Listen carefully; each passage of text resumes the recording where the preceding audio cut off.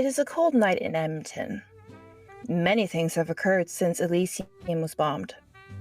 Kieran's wake, some getting embraced. Finding out about the Fae influence in the city, but we aren't focusing on those things tonight. Tonight, we focus on the grand opening of a brand new establishment. Taking over from what most Kindred considered an eyesore that needed to be burned to the ground. Which it was. And now, 3 nights later, we find ourselves at the opening of the Belle Gracie, the newest Kindred opened establishment. Let's see where the night takes us, shall we? From The Black Butterfly presents a Coterie Chronicles and Echoes in the Night crossover. Good evening, Kindred. How are we tonight? I couldn't be happier if I tried. I mean, I got invited. Wait, this is a crossover episode? I got some intrigued. I got some sort of fancy invite. Figured I'd show up. And your article was just spot on, Echo. I was just so pleased to read that. I'm glad you're happy with it.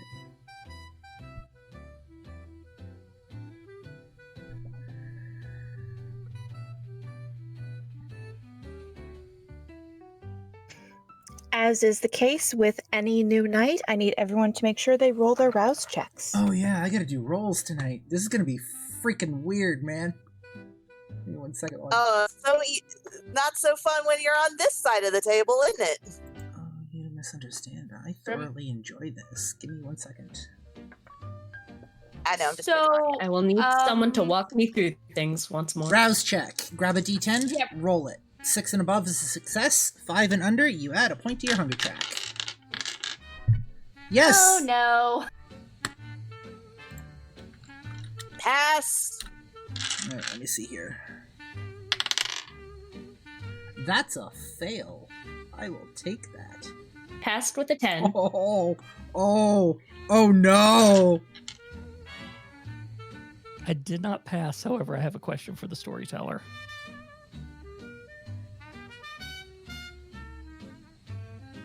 What is your question? Given that we were at the event the other night, would any of our hunger been sated by the various foods and festivities that would have been there? The food and drink that you would have sated you, yes. Bearing in mind, though, as was stated during last time's episode, there has been a blood bag shortage. So bear in mind, for any disciplines you use, if you are a bagger, there is a 1 in 10 chance that the bag would actually give you some sustenance. Not a bagger, so I'm fine with that. I just wanted to make sure I accurately put my hunger track where it needed to be. Echo's in danger. Oh no, what happened? Echo's always in danger. Echo didn't have anything to eat at the wake, and just failed a rouse check, which puts at hunger stage 4. Prue also just barely didn't pass, and I don't think she's going to be keen to feed anytime soon, considering the last time she fed was the incident at the Velvet Pussycat where she got exposed as a Diablerist. Technically, you got exposed as a blood leech. A Diablerist is someone who consumes the entire being. Right, thank you. I forget that I forget that those two are not one and the same. Echo, I would like to remind you that yes, you are at a hunger 4. However, you, unlike most Kindred who first start out, has several ghouls you can feed from. Listen, I have my priorities.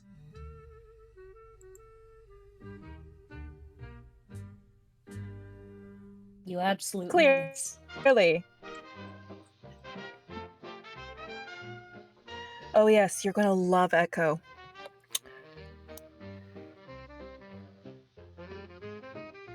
All right. So for clarification, who is above a hunger level 2? I am. I'm at a 3. Okay, we have. All right. Thank you for letting me know. All right then.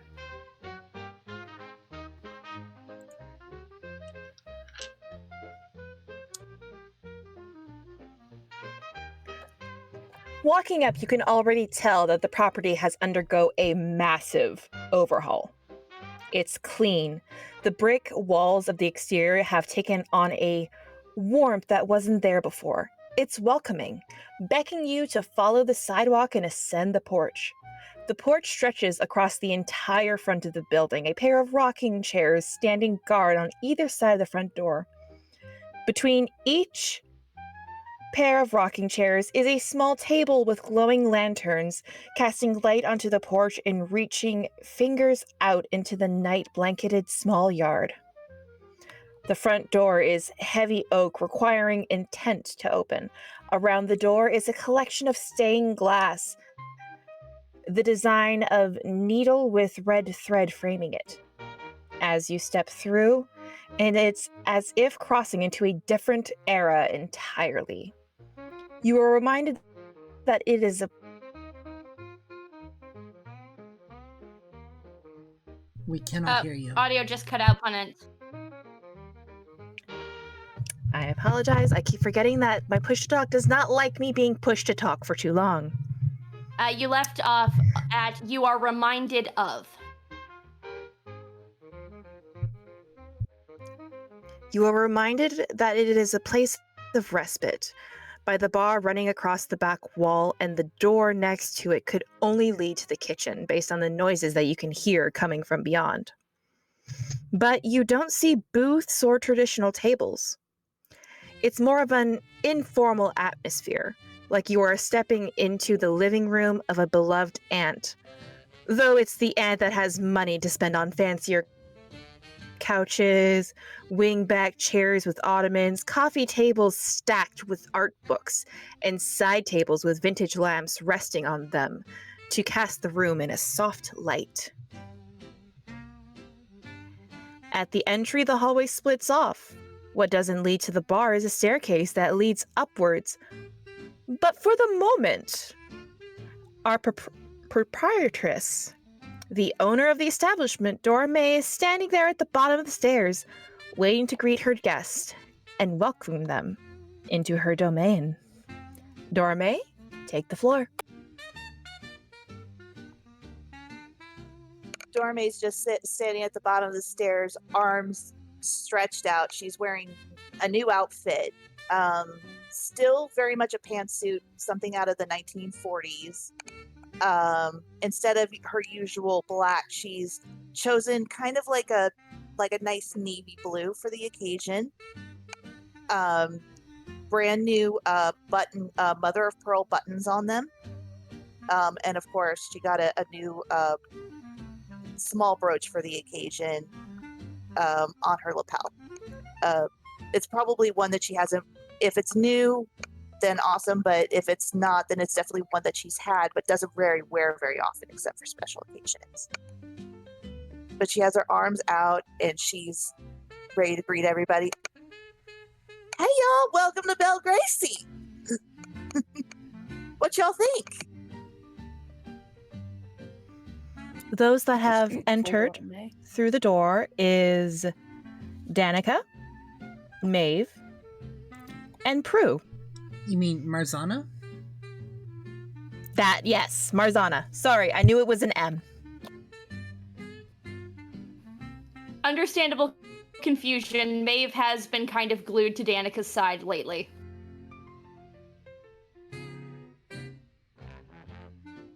It is beautiful, Dora Mae. You've done wonderfully. Well, welcome on in. Oh my goodness. I'm just so excited to show you guys all this. And she just kind of trots down from the landing of the stairs where she just was to the bottom three. She sees Danica Of course, she says, hello to Mars and Prue, but then she sees Danica Maeveless and is looking at her going, where's your shadow there, honey? You know, honestly, I don't know. It's okay. She's got a new shadow tonight. And Danica, you know that voice. You know that voice very well. Yeah, And she'll out just... from the shadows... Yeah, you go first. No, she'll just have this look on her face, like, I assume you're, like, from behind, so she'll just do the, like, camera zoom in, eyes get wide, like, oh, great. Coming out from the shadows, though she's not sticking to them quite as well as she usually would, because for this occasion, Prue is wearing something she doesn't often. Color. Most of her outfit is black, but she's got that green scarf that you, at this point, have probably picked up. She only wears for special occasions. And that same green bejeweled headband that she was wearing at the Serafina's lounge opening, kind of holding the scarf on her head like a veil. Her shoes are ballet flats with what looks to be like those sequins where you move them and they transition color. And it looks like one side is supposed to be black, one side is supposed to be green. But she's clearly not used to wearing shoes like this.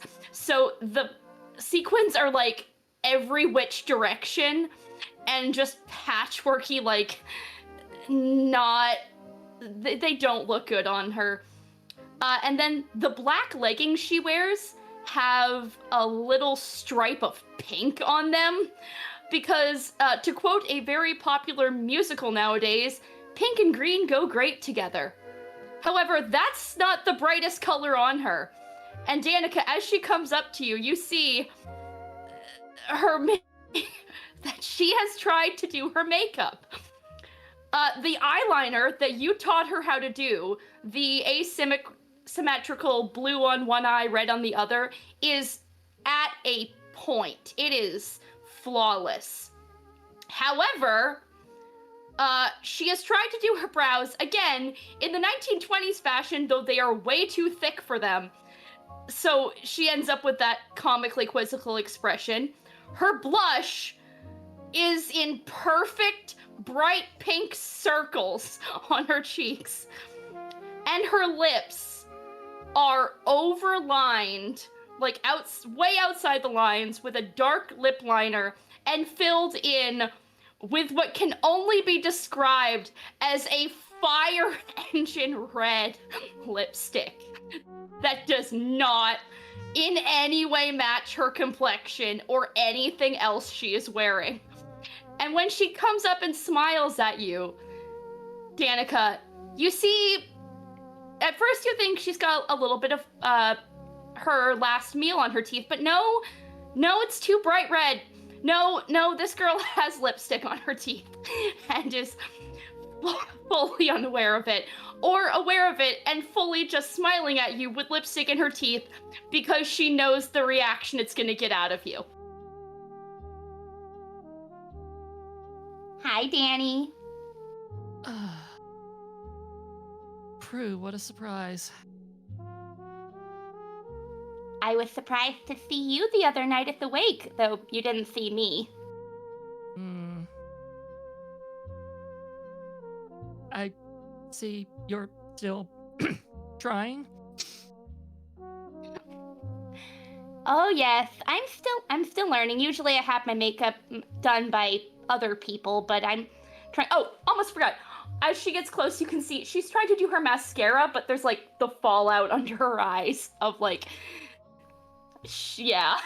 So like she's tried, but like the look on her face, you're kind of you can't quite tell. Is she actually trying to do her makeup? Or is she trying to get a reaction out of you? As this is occurring, the door opens again, and in walks none other than Serafina, wearing a very lovely dress, as always. She is accompanied by someone you have seen a few times at the Velvet Pussycat. You actually had the pleasure of speaking with them a bit. You see Echo Wren walking in, along with someone you've never seen before. It is a woman. She appears to be in her mid to late 40s, Hispanic in nature. Her hair has some gray streaks done. It's up in a somewhat messy bun. She's wearing conservative clothing, but it looks like she tried to dress up a bit. She's walking a bit behind the other two as she looks around, and Serafina smiles brightly at you, Dora Mae, and walks up and says, "Darling, this place is simply amazing." And she gives you a kiss on both of your cheeks. Dora Mae will just kind of reach out to clasp Serafina's hands and also give 2 kisses in kind. Well, I obviously could never compete with your place, but I think it has its own set of charms. What do you... I'm just glad that you love it.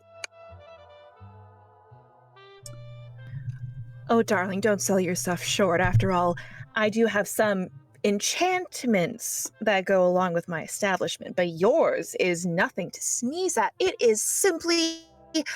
I might have to come here more often. I'll be sure to tell some of my patrons about this place for you. Definitely, and I can't wait to share with you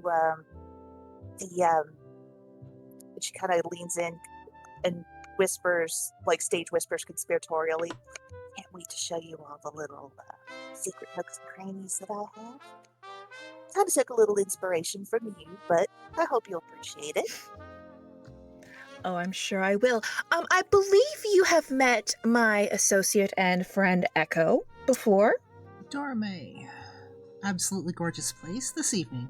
Thank you for the interview earlier this evening. Most appreciative. Oh, it was a pleasure and a privilege always to see you, Echo, and of course to interview for your publication. Don't tell Isabella, but when she was asleep, I would try to read it to her so that way, she would at least stay up to date on all your things. Speaking of Isabella, how is she doing these days? Storyteller, do I know how she's doing? This is after Kieran's wake, so you are aware Isabella is awake. She has yet to make an appearance, and you don't know if you should be concerned about this or not. You had gotten a text message from her when the night fell that she was going to arrive a bit late. She had to get some things, apparently. Also, might be good to fill Echo in that, hey, our favorite Bruja ghoul now is a full-on Bruja. Let the scene Echo, play to your naturally. knowledge, you don't... Echo, to your knowledge, Isabella was still a ghoul the last time you saw her. Yep. How is our dear Isabella? Oh, well, you'll be pleased to know, Echo, that our dear Isabella has gone full-time. Really? Didn't see that coming. Last I saw, she still had a bit of an adventurous spirit, had some things she wanted to experience. That's what we thought too, but I don't know. She's thought it through and changed her mind, and well, last time I saw her, she had the first, rumbly in her tumblies, and her boy Ricky had to take her out, but she said she'd be back later. Well, it seems like I'm going to have a talk with my investor about certain things. Definitely. She did text me saying that she was going to be here a little bit later. She just needed to pick up a few things. I'll look forward to that. And how was she doing? Serafina asks, looking at you. I was a little concerned with the first tummy tingles that she would get. Brujas and all. I was a little nervous, but wouldn't you know it, our girl came through onward and upward, was very calm, understood that she needed a little bit of help, and was not afraid to ask for it. Ricky seemed to have a good handle on her. I've only met him a couple of times. Haven't really had a good read on him yet, but Isabella is somebody I'd probably put stock in. I mean, she did invest a fair bit with me, so... That being said... As someone who knows both Ricky and Isabella, Ricky is a capable young man. I will have to have some words about how he's going to take care of my dear niece. But we shall see how the night takes to her. Speaking of tummy rumbles, if you'll excuse me, I am feeling a little peckish. Dora Mae, do you have anything in the back I might be able to make use of? Actually, shit. Oh, sorry, that was player, not character. You're good. All the stuff that Belle Gracie makes, we can eat, right? Or am I? Did I lose something on the thing I read? I'm pretty sure that's the way we set it up. That's what I thought too. It has to be eaten within the establishment. Okay. Well, anything past the porch, it gets dicey. Yeah, don't take the stuff off the porch. I got fine china here. Don't take it off the porch. You can't put it in the bag and take it with you. It's not a souvenir shop. Anyway. No. I'm gonna go see what I can do about getting a bite to eat then. If you'll all excuse me. I'm sure you've got more than enough people to say hi to at the moment. Right. Just, Right, absolutely. The kitchen can whip you up just about anything. You know that. It's no different than at, say, Serafina's place. She was been very kind in helping me with that. Make sure that everyone gets a full belly before they leave. Again, lovely place, and I will see you later. And Echo will walk off. Prue had moved as if to go introduce herself to Echo because she's very keen to do that.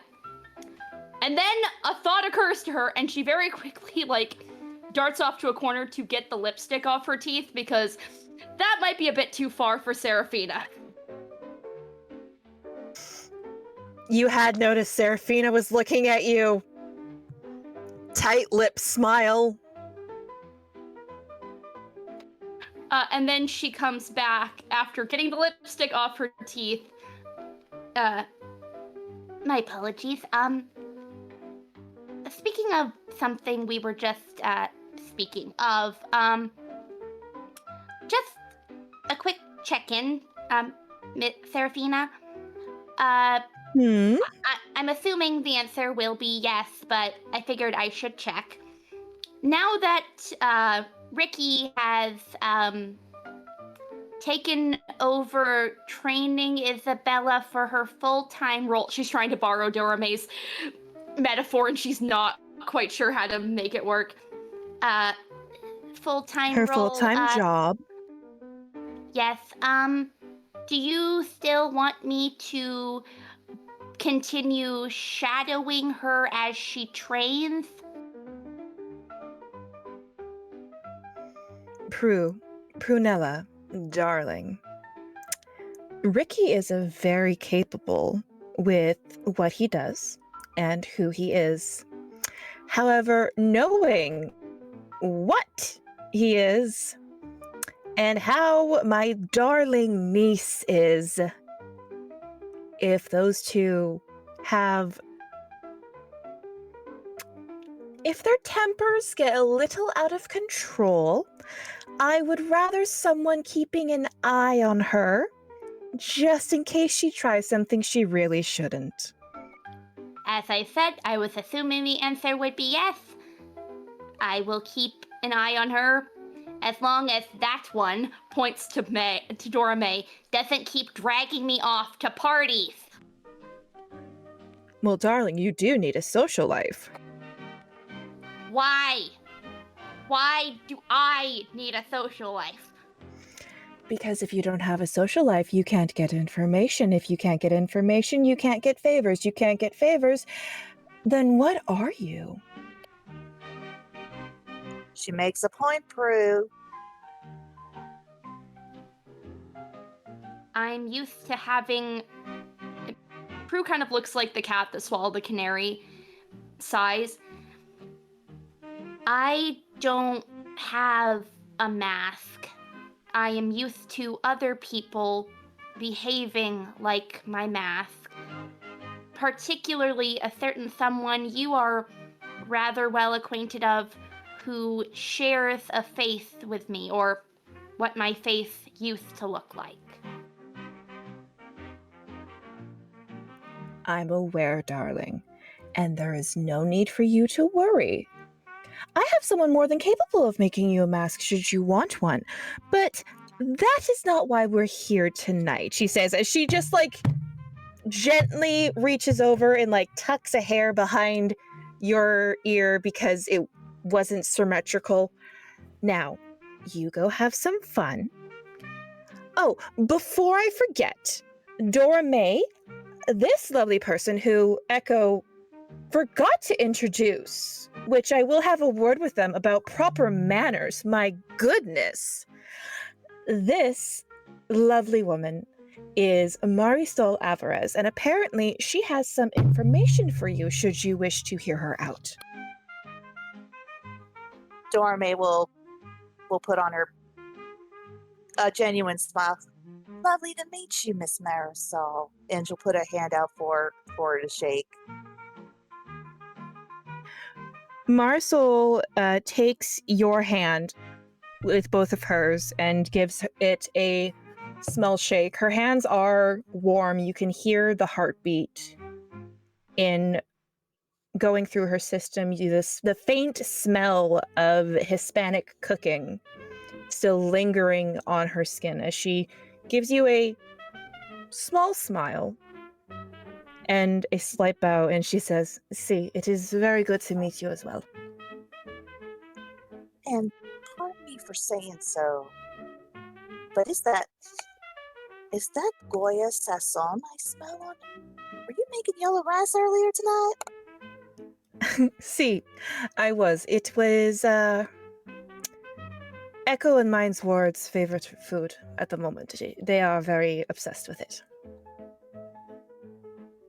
Oh, I miss that smell so much sometimes. Well, anyway, it's lovely to meet you, and by all means, if you're hungry or thirsty, you can go up to the bar. My kitchen can fix just about anything you like.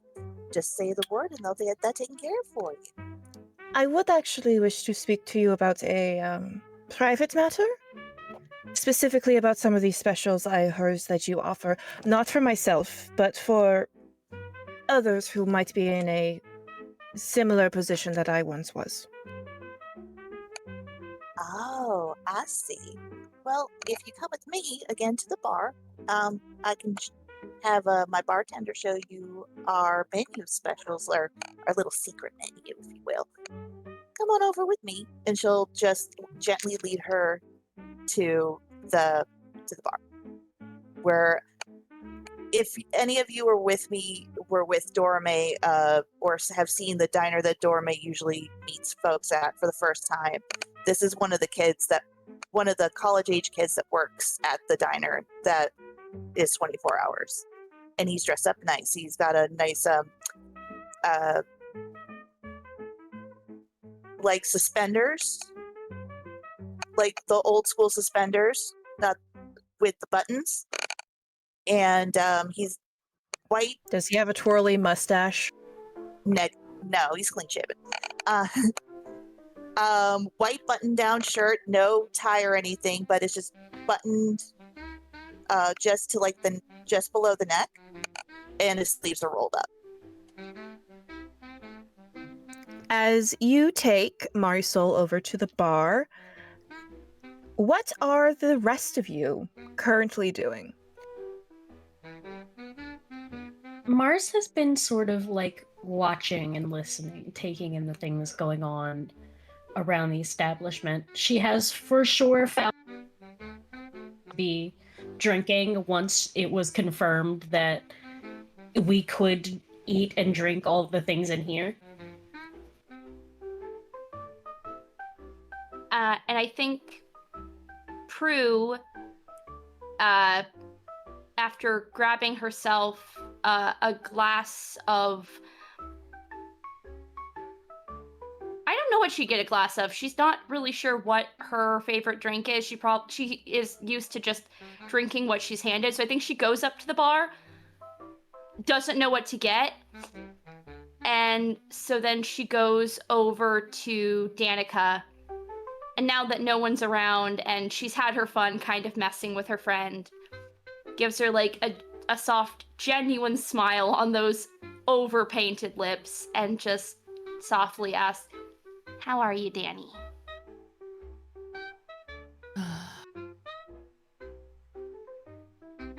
Get rid of my shadow and then I get an invite to come somewhere else. I'd be fine if I could just stay at the apartment and just do stuff on my own. Been attached to the hip of that other woman for God knows how long. And by other woman, I'm assuming you don't mean Miss Maeve. No, I mean Maeve. You know full well what happens if I don't mean... And she even just slightly insinuating in that direction, you see a little bit of just pain come through her for like a millisecond. Prue immediately takes her hand. "Hey, I know, don't hurt yourself. I know what happens. I know. Hey, take a breath. You're okay." Fine. Point is, I've been a babysitting child for...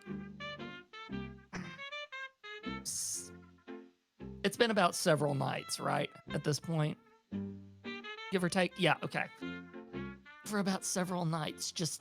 They watch me like a hawk now. Do you know why that is?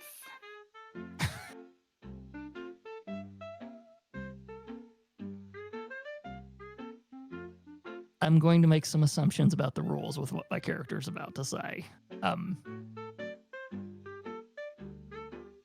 Because I set off the alarm and almost destroyed the entire mission.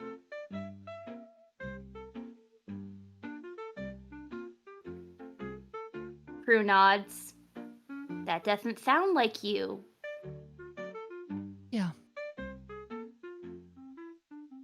And the silence that stretches through the next few moments between them is all of the confirmation that Prue needs that what she's thinking is correct. And she sighs. So that one is in the area. Great. And she doesn't make any move towards saying anything for obvious reasons.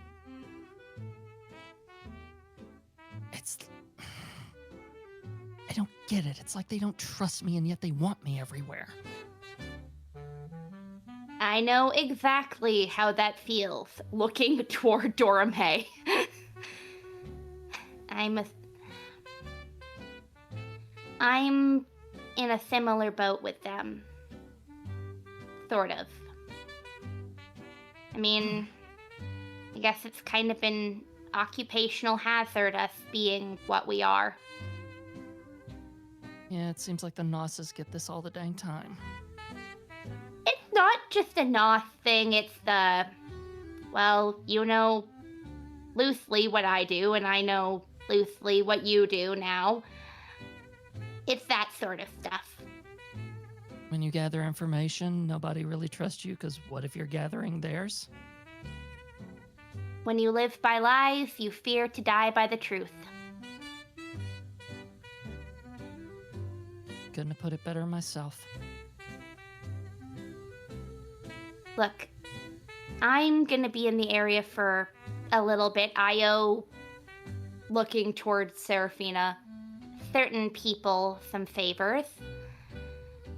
And I have some things I need to figure out.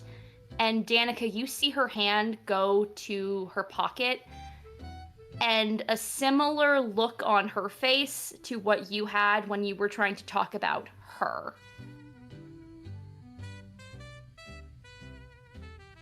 Right. Got you.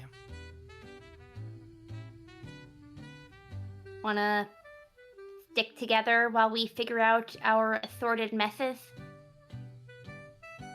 Might be a good idea. Okay, let's go get a drink. As you two head to the bar, Mars? We can't hear you. I cannot hear you.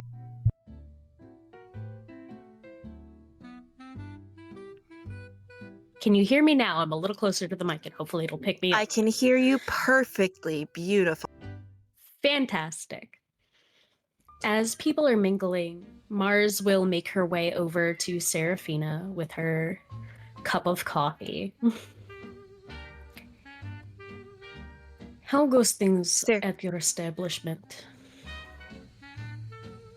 Serafina is currently sitting on one of the bar stools, her ankles crossed over one another as she is sipping what looks to be a Chardonnay of some sort. Things have been going well. Business has been a bit more busy since what happened to poor Felicia, she says as she takes a long sip. You hear a slight sip coming from somewhere across Yes, it the room. is quite a shock. And who is left to hold all the pieces? You hear a very loud sip coming from across the room, specifically one echo, as the mention of Felicia is made. Mars makes direct eye contact with Echo. Serafina looks over and just raises a finger and beckons you over. Echo comes over, sipping from a cup of coffee. I cannot hear you. Echo comes over, sipping from a cup of coffee. God, I've missed this. Oh, I had to. Coffee? You have no idea. The lifeblood of a journalist. It has always been mine as well, and I was gone from this area for quite a long time and could not enjoy it for far too long before that. Sorry to hear that. It is okay. I have it back now, and that's what matters to me. Marzana, Chernov. Echo, Ren. And Echo will Pleasure to meet you. hold out a hand to shake it. We'll also offer a business card as well. I own a small publication called Echo Vision. We tend to chronicle the unexplained and, I guess, more occult-leaning things for our more conspiracy-minded audiences. Might find some interest in it. Fascinating. I'm not familiar with it, but I will certainly look into it. She will pocket the business card into the large overcoat that she always wears.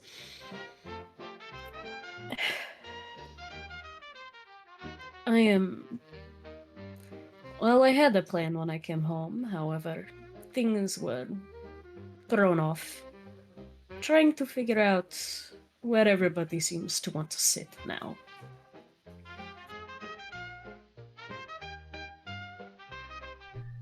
I think it'll take some time to figure Dora out. Mae? Oh, I just thought of a funny thing. All the coffee cups have little smartassy designs and comments on it. I'm imagining Echoes is very much a Garfield kind of thing, like I hate Mondays. God damn it. And Mars is, oh gosh, I saw it on TikTok.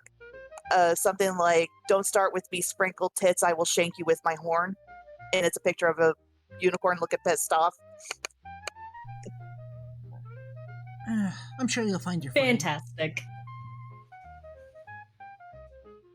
I'm trying to.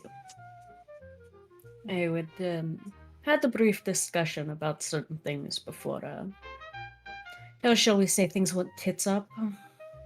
Well, if you need someone to show you the lay of the land, hit me up. I've been around here for a bit. Lived here most of my life, actually. I know the city pretty well. I had lived in Edmonton for a long time, but I was called away back to my home country on business. You said you were gone for how long?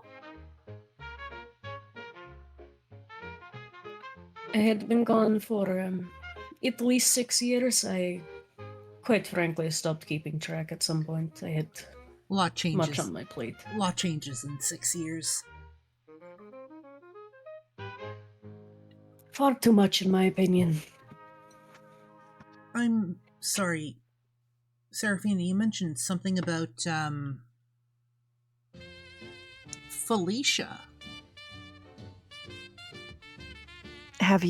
Did you get a chance to meet her? From what I understand and from what I've heard, thankfully, no. Small mercies. There was a incident at her establishment, and Felicia is no longer a concern. Wait, for us was that or her associates. was that old warehouse I heard about? Yes, that's where her club, her Elysium, once was. Makes me wonder who she pissed off. There are theories.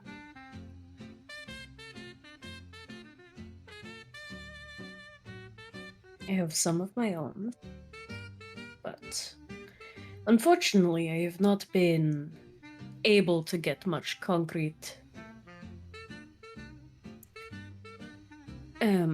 How shall I say, concrete evidence, much good information about what happened that night, or how things are supposed to be now. One moment, yes, Prue?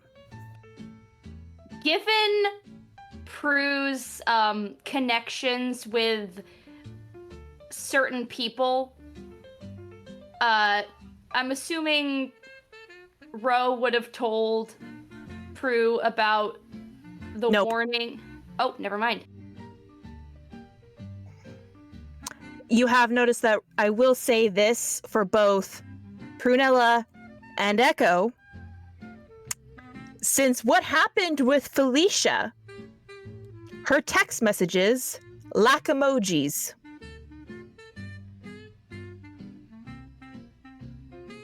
And they are very short and properly punctuated. We will circle back to that outside of game because that is very concerning to Prue. Serafina looks towards Echo. Let's just say that Felicia, her group, are no longer in power in our fair city. Oh, that changes the board. Very much so. So be careful where you go at night, my dear. It's going to be chaotic until things settle for a bit. Tell me, are we looking at a Wild West type situation, or are we looking more... Power vacuum. Crap. Okay. My thoughts exactly.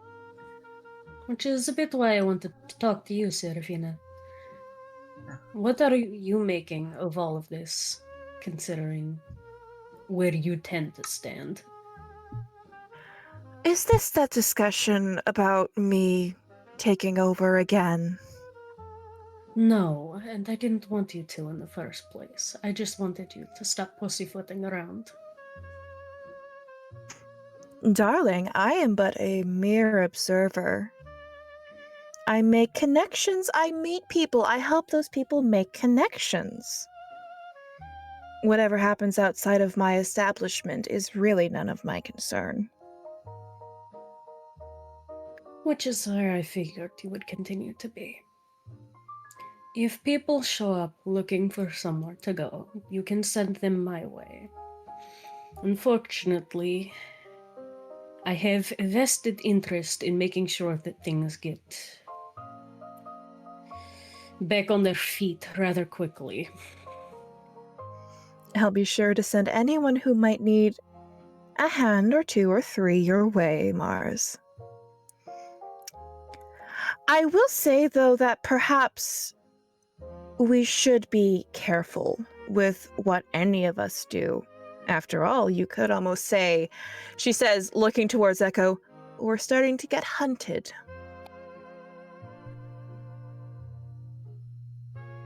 You're gonna have to explain that. What do you mean?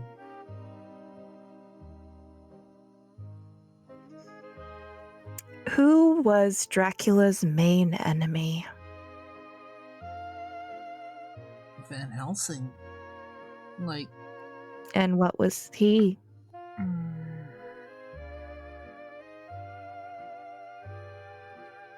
So, some of what I heard was right then.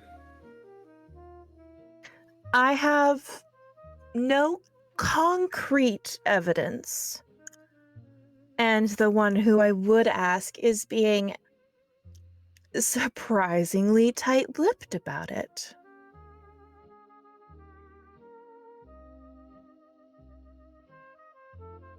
And unfortunately, she doesn't owe me any favors.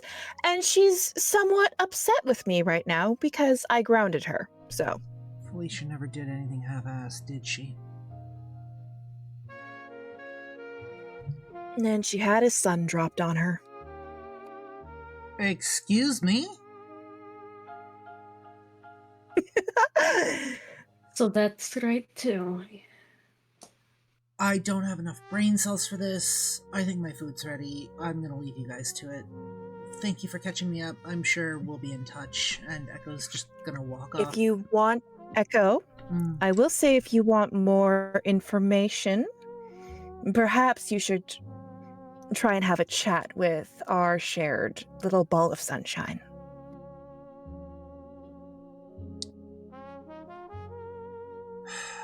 I think my food's ready. Mars, pleasure meeting you. And Echo's just gonna walk off. Like, just has absolutely nothing else to add, just gone. Yes, Prue. May I please roll to see if can me and Danica roll to see if we overheard any of that? No. Moving on. We were at the bar. Anyway. Well, You yeah. were all the way, That's why you were all don't the need way to the heck roll, over because there. you don't need to roll. You were at the bar. They weren't being subtle. Oh, so we definitely did overhear. Got it. You did over here. They weren't being subtle. Got it. I'm sorry, we're used to Blaze. I mean, Meanwhile, back over here with Marisol and Dora Mae. She sits at the bar, hasn't ordered anything, doesn't want food, doesn't want drink. And she digs into a small satchel that she has and pulls out a notebook before starting to go through it, looking at you. Once upon a time before I was with Echo, I had another employer of sorts. Rat. I'm following along. She enjoyed having me around. She discovered me when I was dancing in a club in Cuba. and insisted that I was always by her side.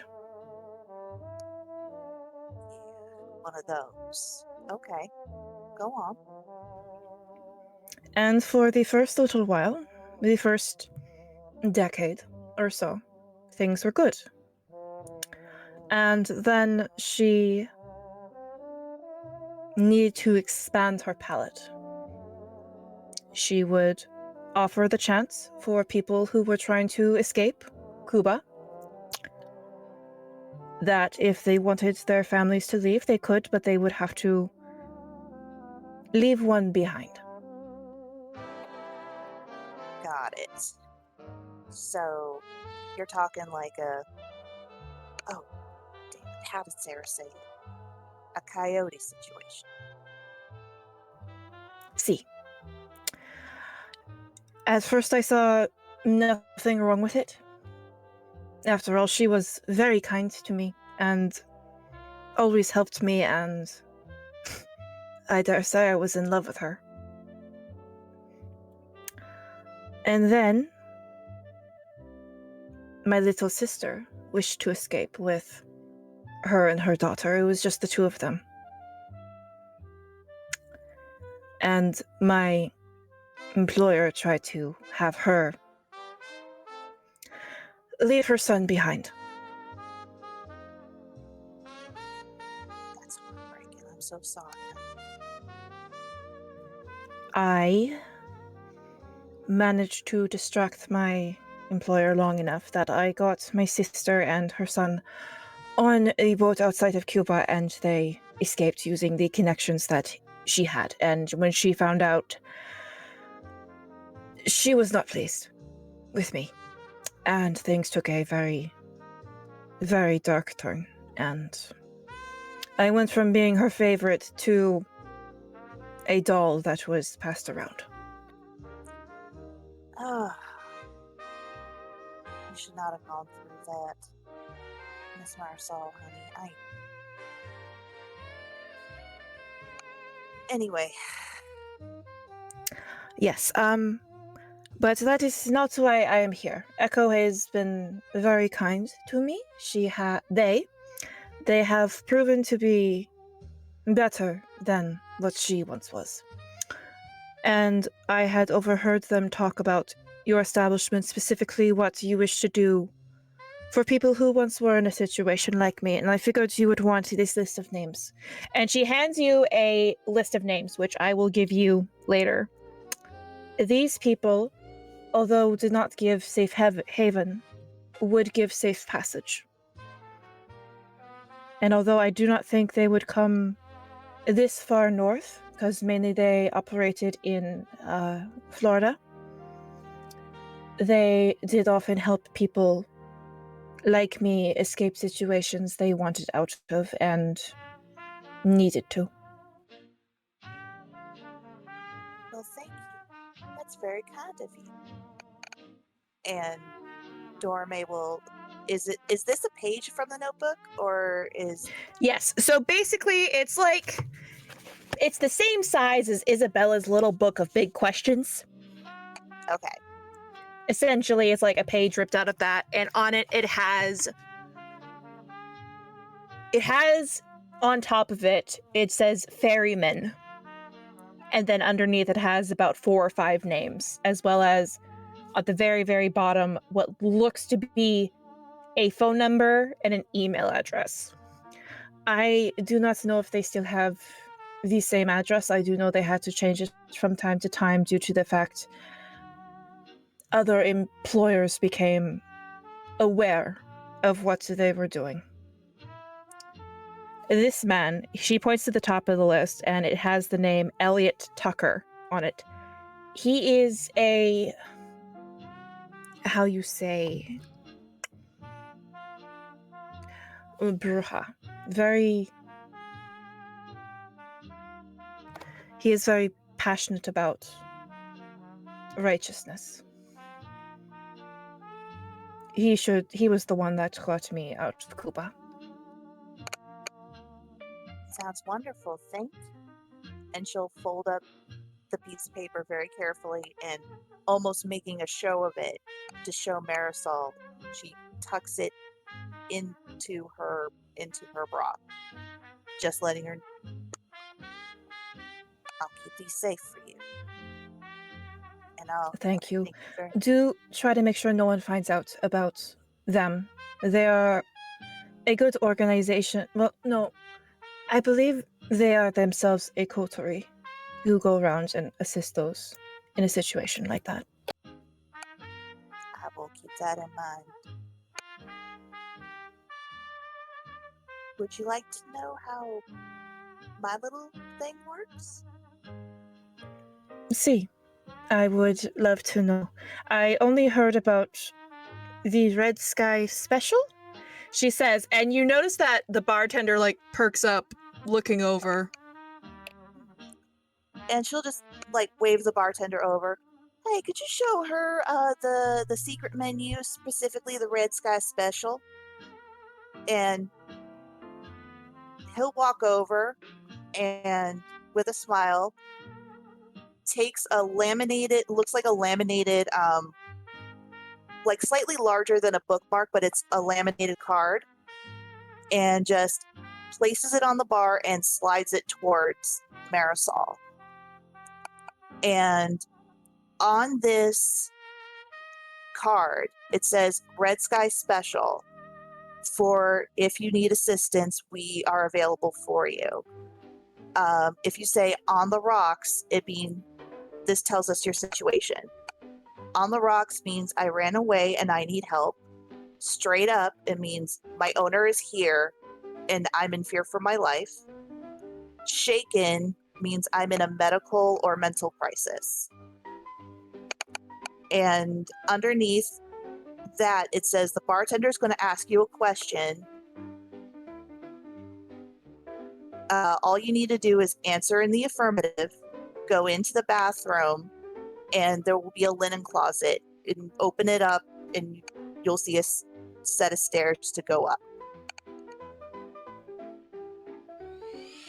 Fascinating. So how would you like your Red Sky Special tonight, darling? And she'll give her like a little wink, as if to say, you're gonna be a part of like a demonstration.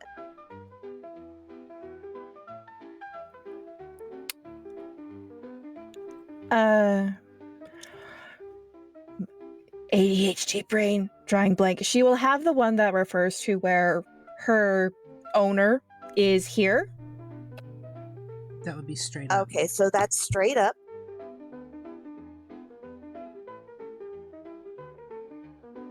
Okay.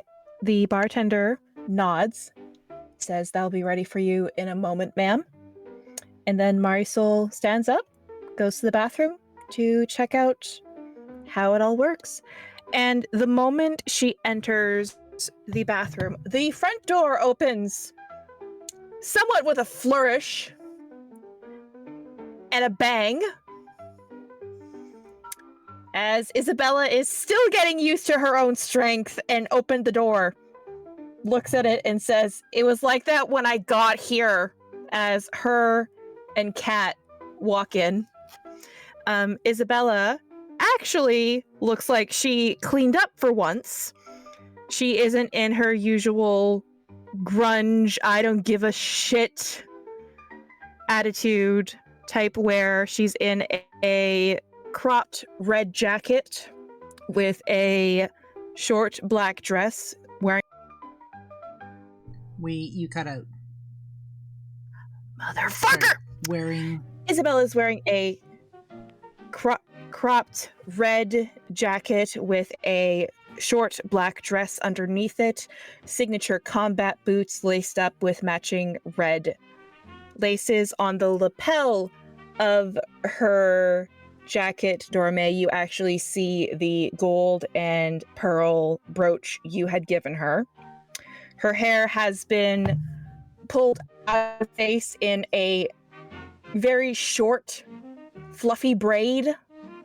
So you can see both sides of her shaved head, where her curation of earrings actually matches the brooch, and in her hands she has what looks to be maybe 3 or 4 bouquets of flowers all merged into one. As her and Kat walk into the establishment. And there she is, the firecracker herself. Hi, baby. Hi, Mama. Congratulations on opening your establishment, she says as she hands you the ginormous bouquet of flowers. Oh, honey, thank you. You're actually just in time. If you want to grab a drink, they're good enough for. You're able to. It's just like Serafina's house. You can have the stuff here too. And if you grab yourself a drink or something, and I'll show you the fun part of our tour. I was just getting ready to begin to show you upstairs. Sounds good, Mama. Prue, after overhearing the earlier conversation, Danica, you would see her like processing and then grabs the bridge of her nose and then winces. And you realize when she does that, you thought her nose was contoured crooked. No, it's just crooked. As in someone broke her nose and she hasn't fixed it yet. And then she pulls out her phone and kind of like takes a minute selecting a bunch of different emojis to send a coded message to one of her touchstones. Punnett knows which one. And I'm going to send that in the storyteller chat.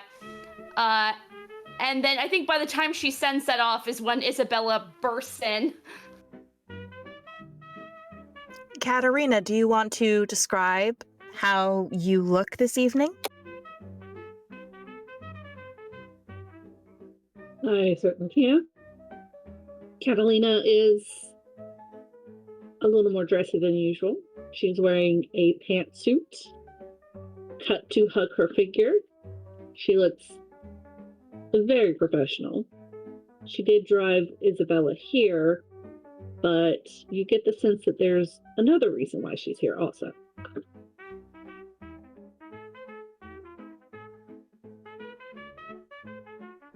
Dora Mae will come over. Hi there. I'm Dora Mae Fields. Welcome to Belle Gracie. To who do I have the pleasure of acquainting myself with? Oh, she's from Cat Calls. She was my ride. Because apparently I can't be trusted to drive a vehicle. Cat Calls. Isn't that who Sweets drives for? Yeah, this is her sister, Isabella says, looking at Kat. Yes, in the way of us that walk the night, she is my sister. I am the owner of Cat Calls.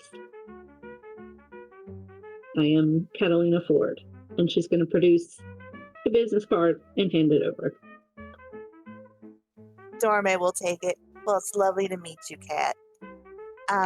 Again, by all means, if you are, we have I cannot talk. Sorry, can't talk right now. We have an array of drinks. My kitchen can fix up just about anything. They're suitable for all walks of life to consume. By all means, all you have to do is ask nice, and they'll make sure to get that for you, okay? I do appreciate your hospitality, and I don't want to intrude on your grand opening night. Everything does look amazing. I just had a business proposal that I wanted to be able to discuss with you when you get a moment. Actually, I'm glad you asked that because I was just about to show the upstairs portion to a select few, and considering that you want to do a business partnership with me, guess what? You were invited. So you can come upstairs. When we tour the upstairs, you're going to be with us, which should be in a minute as soon as my adopted little firecracker gets herself something to drink and or eat. You if look she over- hasn't had anything. You look over, Isabella's not there. She Well, has hopped shit. over to she's hopped over to the bar, and it looks like she ordered some sort of monstrosity of chocolate milk with whipped cream on top. Some things never change, and I'm so glad that they don't. Anyway, Dora Mae is going to back up a little bit, and she's going to get onto the first steps landing. Would Prunella, Danica, Mars, Echo, Kat, and Isabella please come with me? I need to show you guys the upstairs. You hear very soft. I didn't do it. It's all Isabella's fault. Hey! Now, children, play nice. That's not what this is I will for. No one- fight you, and I'll Not win! Not in my house, you're not. I just built this place, and the stained glass was expensive. But if you all want to join me, I want to show you the next special part of this. And Miss Serafina, since you helped inspire this, I would like you to come with me as well. Echo will get up and follow along, or head on over, I guess. Mars finishes her coffee and sets the mug down back to the bar, and pretty wordlessly gets up to follow. Prue, I think, is holding. You know what? 1 second.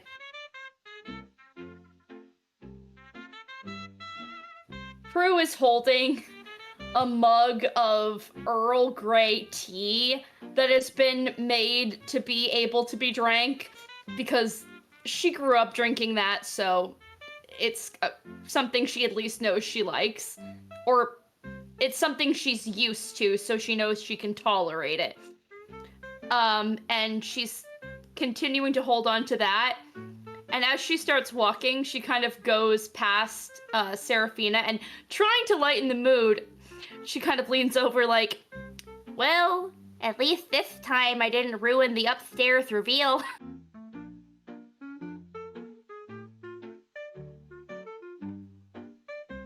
Serafina looks at you with that same tight lip smile. Prunella, Echo, Prunella, and walks over to Dora Mae. Echo just kind of nods. Prue raises her cup. Prue raises her cup. From what I've gathered, we are in similar fields of expertise. We might want to network. You're a journalist? I'm... what is the word that you use nowadays? I'm an informant. I'm good at finding the things that journalists need to find. Okay, so we should probably network. So not the same field. I'm good at finding information that other people aren't good at finding. I'm good at investigating and finding the secrets. Okay, so I'm good at pulling threads. So we share some commonalities. Still not the same field. Forgive me, they didn't have journalists when I was a human. When was that? At least not the same way that they do now. When was Journalists have always been around. Oh, gosh. When was... I mean, we had reporters, but, like... Oh, God. Prue's, like, starts sipping on her tea, like, trying to do math in her head. It's been at least a century now. I'm pretty sure journalists were around then.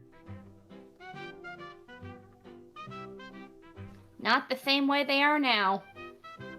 Oh no, now we have actual decent technology. Anyways, I believe our gracious host was trying to show us something. We can chat afterwards if you would like.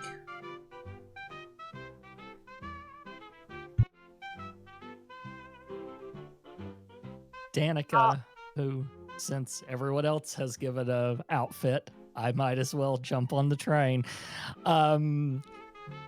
Danica is wearing something that you weirdly would not expect her to wear, given what she normally wears.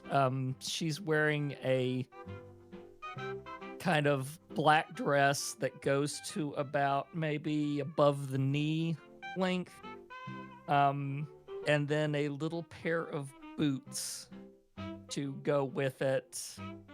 Just simple outfit, kind of the thing you would have expected her profession, for lack of better terms, to wear in like a video or something like that. So she's got the stuff, she just barely uses it anymore.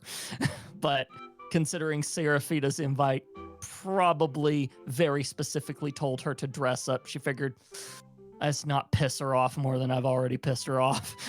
So she complied.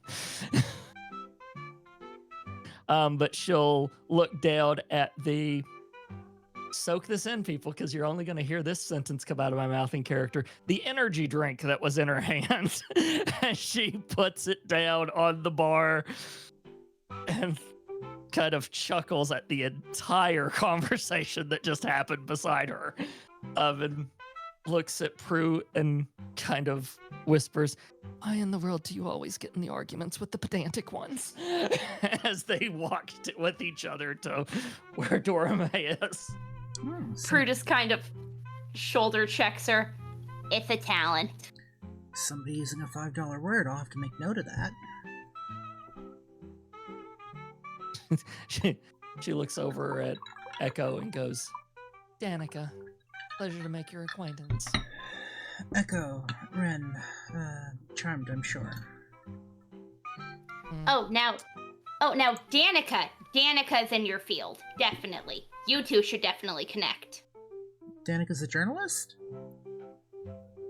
No, I gather information in a different way than she does. I do the technology bit, she does the old-fashioned bit. It's commonalities? kind of a thing. Still not the same field. I was also referring to, and kind of gestures up and down at Danica in her outfit and giving her a pointed look.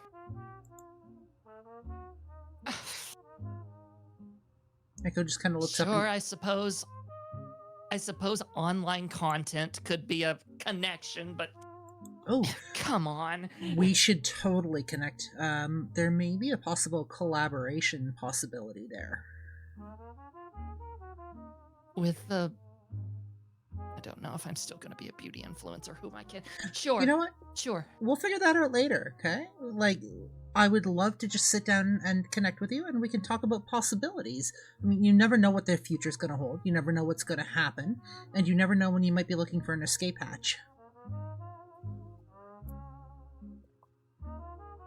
Yeah. Besides, that last bit is more true than anything else. Somebody with intimate knowledge of social media would probably work to my advantage right now, and it would give you something to do, potentially. I'm not going to argue with that one. Prue is not even hiding the fact that she is smirking over the top of her teacup. Anyways, we can discuss that later this evening if you'd like. I am curious about one thing. Correct me if... and this is out of character, obviously, it's a storyteller question. Correct me if I'm wrong, but Echo is trying to take over that entire apartment complex, right? Like, that is Echo's current stated goal. Well, one of Echo's current stated goals, yes. Is it obvious enough to where the person living in the basement has noticed? I mean, as one of the storytellers, I'm not opposed to Danica having actually noticed Echo. Stepping in as the storyteller of tonight, I will say, Danica, you were made aware that someone by the name of Echo Wren did enter the apartment because there's a little buzzer on the outside of the apartment complex, and one of the placard names was Echo Wren. You also do know that your landlord, Frank, has gotten very buddy with someone who lives on the top floor with him, who he has only called Birdie, most likely because their last name is Wren. And you've heard him mention in passing how that person is now renting two of the apartment units. She'll just kind of smirk and almost like she's pulling a magic trick. she'll say, "Go down to the basement of the apartment. I'll be waiting for us to talk." And then she'll walk. I look forward to that. There's another face here I recognize this evening, I think. Catalina, how are you? It's been a moment.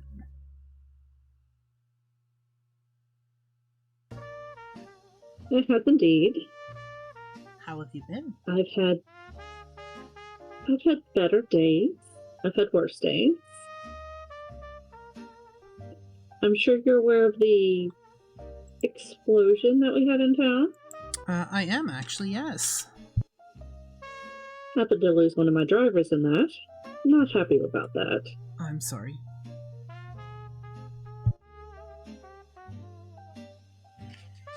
You hear Isabella call out, "Was it Moon Moon?" It was not Moon Moon.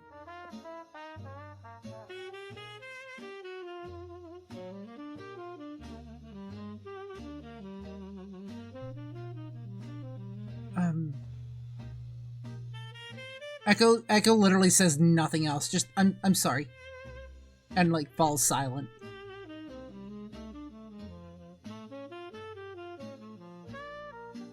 But we are still trying to continue on as we do. Good. Glad to hear that.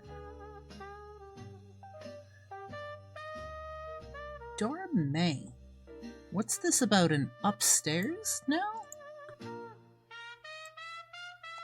Oh, great. Y'all are here. Okay, wonderful. And she's like bouncing on her heel, on the balls of her feet. She's so excited. All right, everyone, if you'll come with me, I'll show you the upstairs portion. Now, granted, I will admit parts of it are very boring until we get to, well, actually, no, we'll skip the boring parts. And I'll just show you the dry goods storage area that we have up there. It's really fascinating what you can keep in dry goods if you're careful enough. But anyway, come on up with me. I can't wait to show you guys this. And she'll just like happily trot up the stairs with her flowers in tow. She feels like she just won Miss America. She's so happy. Do you all follow Miss Dora Mae up the stairs? I do. Sure do. Yep. I follow. Prue checks if she's allowed to bring her tea upstairs with her, and then brings up the rear. Isabella is obnoxiously slurping up the last of her chocolate milkshake through the straw as she's following behind, very teenager-esque.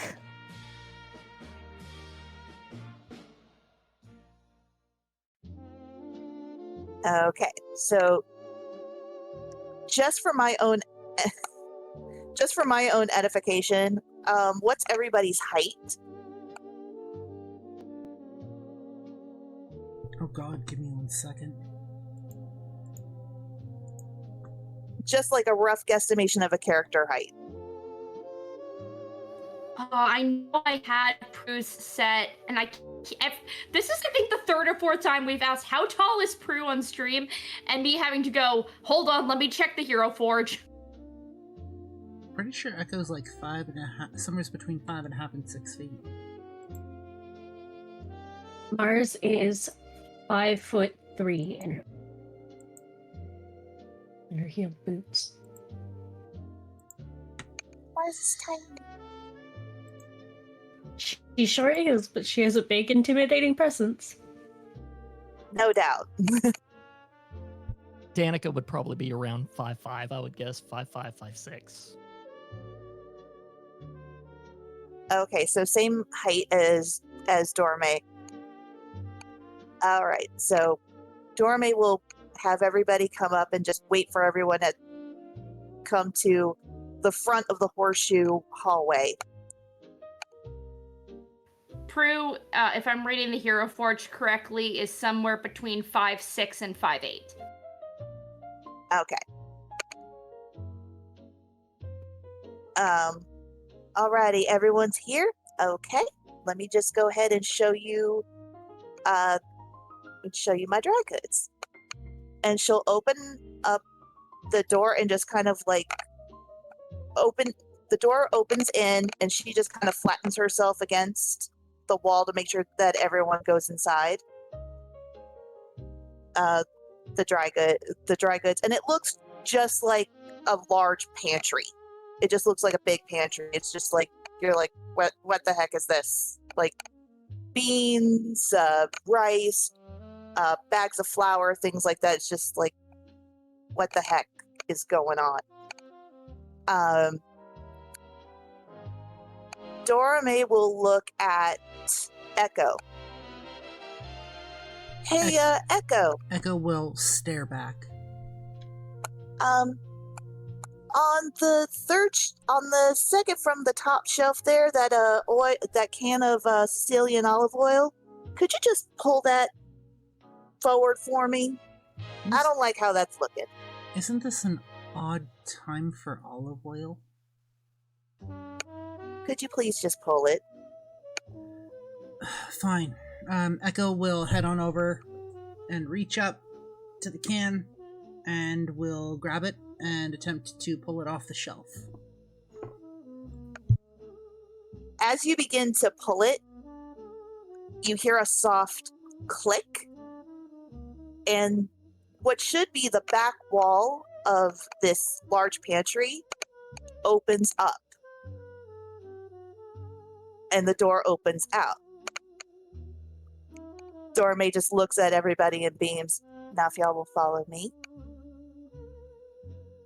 and we'll lead everybody out into the other horseshoe hallway, but it's an invert. It's an inverted horseshoe. So it's so the entire second floor is a complete circle all the way around. So, and as you notice, all the doors are open, and it kind of looks like a college dormitory. There's 2 twin-size beds. It's 2 rooms per hallway, with the exception of the hallway to the, what hand's this, left. Yes, everybody, I'm 40 years old. I still have to do this. I am ashamed. But anyway. Except for the hallway to the left, but she leads you to the right. And she'll point out each of the rooms. As you probably may have heard me discuss with your friend Marisol, again, she's looking at you, Echo, but she's speaking loud enough so everyone can hear her. You'll notice that she asked for something called the Red Sky Special. If you're familiar with something called the Angel Shot, you know what that is. And if you don't know, get familiar. This is what happens when someone asks for the Red Sky Special, and they happen to be of the working human variety for us. Is there anyone here who doesn't know what the Angel Shot is? Isabella raises her hand. We didn't hear that, Prue. I was rolling a dice to see if Prue would know what that is. I said, odds I know, evens I don't. And it looks like I rolled a 5, so she knows what it is. Isabella. Isabella's the only one who doesn't know. Isabella, just so you know, if you go to a bar and order an angel shot is a thing where the bartender knows that you're in danger and that you need help and you might need a quick escape from the bar. And that you might also need an escort. Or that you might need somebody in the bar dealt with. It's a safety measure. You hear a loud slurping sound as she looks at you, still drinking her milkshake. Gold star for you, for you, Echo. And she points out, I want a gold star. you get a gold star for putting your listening ears on, honey. Thank you. And Yes. So this, and she looks over to Serafina, I was really inspired by you when you had us help you with young Miss Cassie, who obviously looked like she needed help, but she didn't know where to go. So I came up with the Red Sky special, where that's our code for blood dolls who may need a little extra support. Like either they ran away, need some help, or maybe they just need to get away from a bad owner or a bad date, or maybe they're just having a rough go. Whether it be because of a medical thing or a drug thing, it don't matter. We listen, we don't judge. Anyway, we have the rooms set up here, and she shows the rooms, and again, they're all dormitory style, two twin beds, one on either side, a nightstand in the middle with a lamp, and it's decorated in very much like blues and greens to give that state of calm, like flowers. It may come off as very girly, but it's meant to promote a state of calm. Each hallway has 2 rooms here, and she shows to each room till you get to the left hallway. Now over here is our showering area.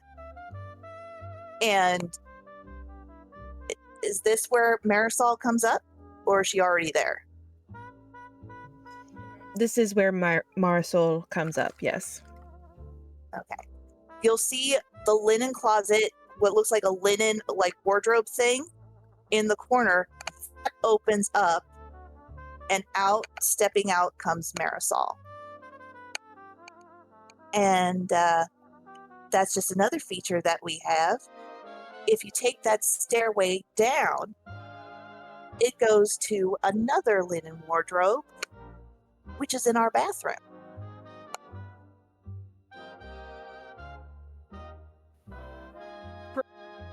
Prue is looking at you, Dora Mae, with a look of she's genuinely impressed by you.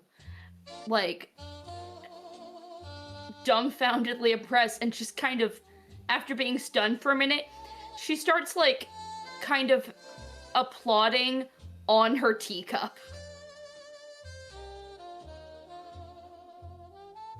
How'd you do this in 3 days? I somehow managed to get lucky with a very good contracting company.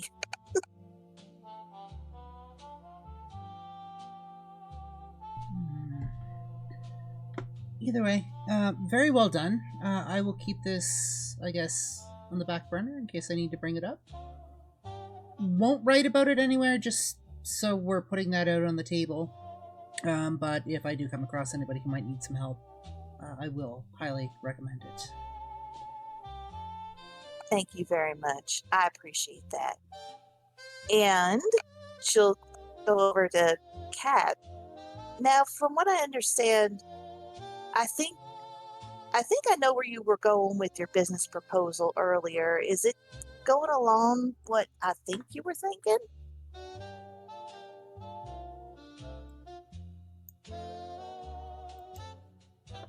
If you mean I wanted to set up to have a driver on premises to help you out if need be, and we work out a contract in that matter, then yes.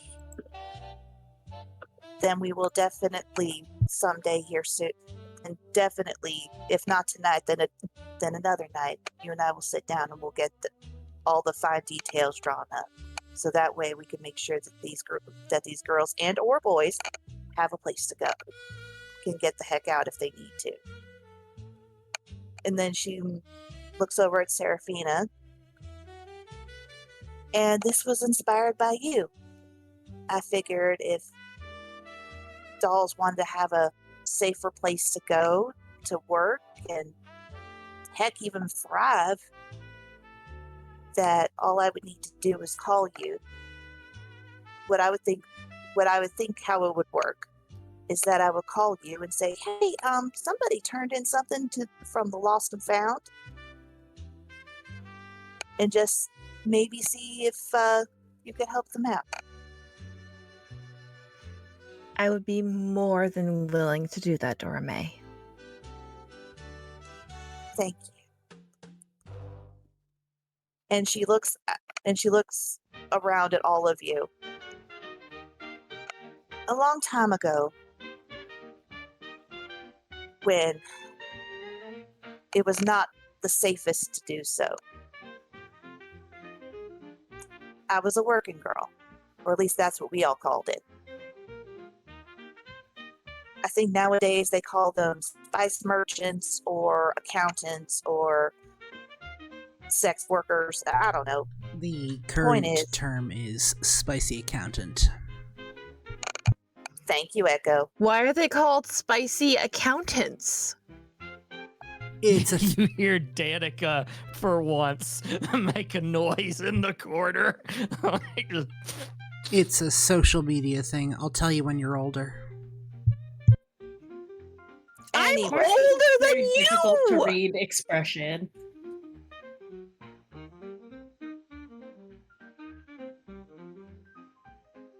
I didn't hear you, Mars. I'm sorry. Mars has been like watching, but she has a very difficult to read expression on her face right now, but she's listening.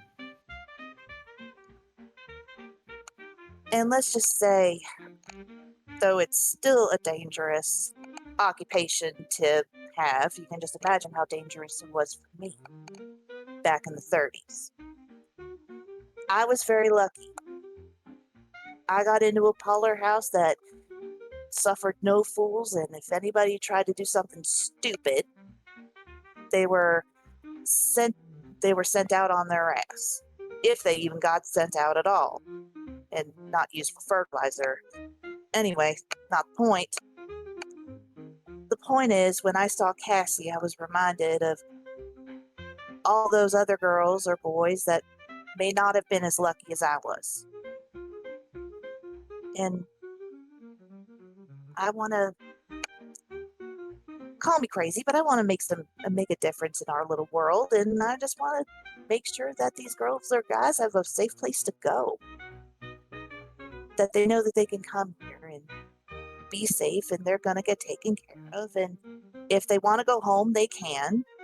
We'll make sure that the driver on staff, and Catalina, I'm going to talk more about you with that, so that way they can get to the airport or a bus station or a train station, or if they want to keep working, they can work with Serafina. I just want to make sure that the dolls have a chance. They deserve it. Anyway, thank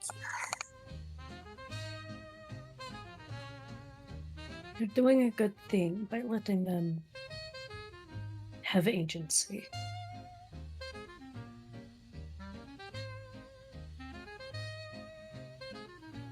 Absolutely beautiful. Prue had just in the opposite corner from Danica, just kind of raised her teacup in toast.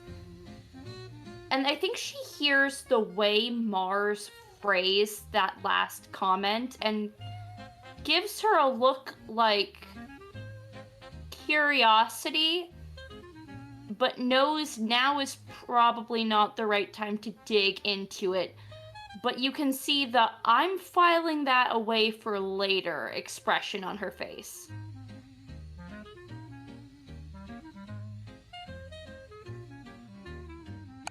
Well, anyway, that concludes the tour.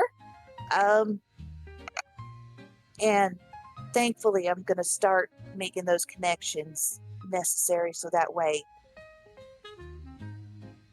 we have the proper network going to make sure that dolls go to the safer places.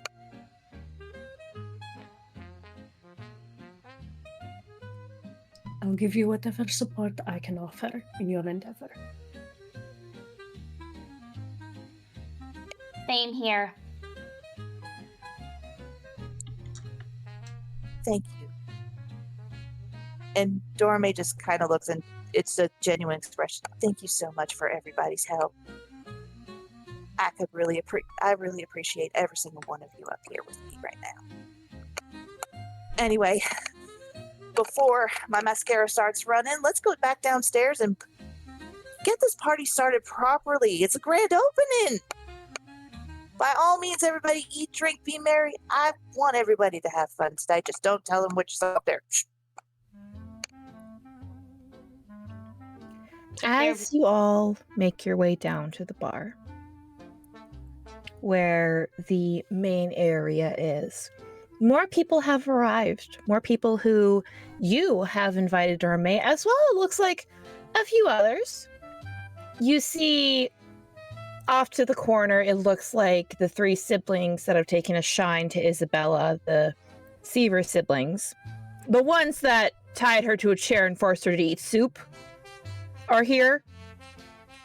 And Isabella, upon seeing them, is hiding, for lack of a better term, behind Echo to avoid being seen by them. You see one of your temp workers, Rowan. He has pale skin, beautiful blue eyes. They look tired, though, like he hasn't gotten much sleep lately. He moves slowly as he picks up a large crate, his arms kind of giving way a bit, but he's trying his best. He seems tired, but in this day and age, who isn't?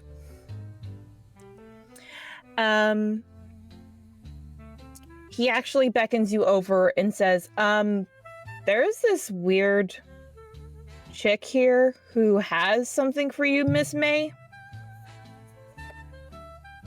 Okay, my darling. I'll see to her. And, hey, isn't it your lunch break? No. It's your lunch break, Rowan. Go take it. Listen, I'm honestly fine. I think he hesitates for moments before he says, I think I just caught a bug or something. My roommate got sick and I needed the paycheck. I'm gonna take a moment, but I'm gonna channel heightened senses. What you heightening? Smell.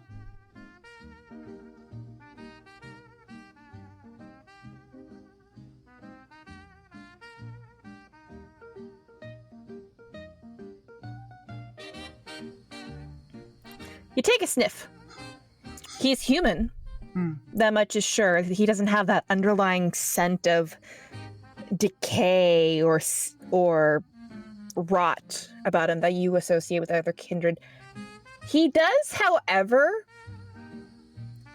have a scent that is almost similar to one that Corey actually had recently. Not quite the same, but she did have a nasty cold. And they called it the man cold because they were stuck on the couch for 24 hours binging Netflix. But Corey got better and they are now back to their usual self. They actually had gone out for you today and taken a lovely photo of the Belle Gracie for your article and had mentioned something about going thrifting with some friends. Dora Mae, if I might, send him home for the night. That's exactly what I was thinking. He looks really No, under the weather. You will I'm be fine. paid for the day. You will be paid for your hours. I don't want to hear any more about it. You get your little tail home. You start chugging that Gatorade or whatever they call it now, and get yourself some chicken soup and some rest. And I will hear nothing about it. Do you understand me wrong?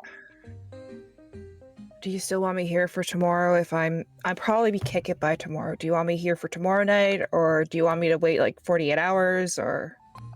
Check your temperature when you get home, and after you've had a good night's sleep, check it again. If you don't have fever to begin with, awesome. We'll see how you feel from there. But I'm gonna say let's give it 48 hours. I think that'd be safest. I really would rather you be here healthy and hopping. Okay? And don't worry about your paycheck. Don't worry about your hours. I will make sure you get paid. He lets out a long sigh, his shoulders slumping slightly. He offers you a very tired smile. It's slightly muted, though, and it doesn't quite reach his eyes. He's like, well, you're the boss. Yes, go home, honey. You look like you're about to keel over any minute. Yeah, okay. He reaches behind the bar. You do actually see that he seems to have, like... You know how sometimes people will wake up and they'll have, like, random bruises, and you don't know how you got them? Yep. He has, like, several of those up both of his arms as he reaches down, gets his jacket, pulls it on, and also grabs a beanie, puts that on. My word, were you fighting with somebody? Yeah, I apparently shadowbox in my sleep.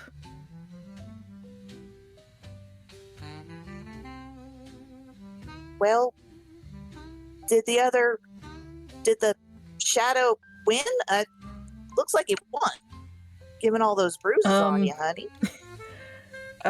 According to my boyfriend, I won. And I accidentally gave my boyfriend a bruise on his... I'm gonna, for HR reasons, not say where I accidentally hit him in my sleep. But basically, yeah, he wants me to go to the clinic and get checked out and stuff. Yeah, he's fine, the lucky bastard, but roommate got sick, I got sick, he's probably gonna get sick. It's, you know what they say about the cold season and stuff. Absolutely. And definitely take up your boyfriend. Sorry, I can't talk. Take him up on that and have him drive you to the clinic tomorrow, baby, okay? Okay. Mars. I would like to use a power sort of involving this sickness and things. I would like to use premonition. Oh. Storyteller, I will be in touch with that. I was about to say. Now, as Blaze is getting that ready for me, for premonition, do you need to touch the person? Do you need to look at them? What do you need? All I need to do is to focus on the subject and make a rouse check plus auspex. And the number of successes determines the level of insight on the subject. Does he need to roll anything? Nope. All right, first things first then, And- roll me your rouse check. Do you get hungrier?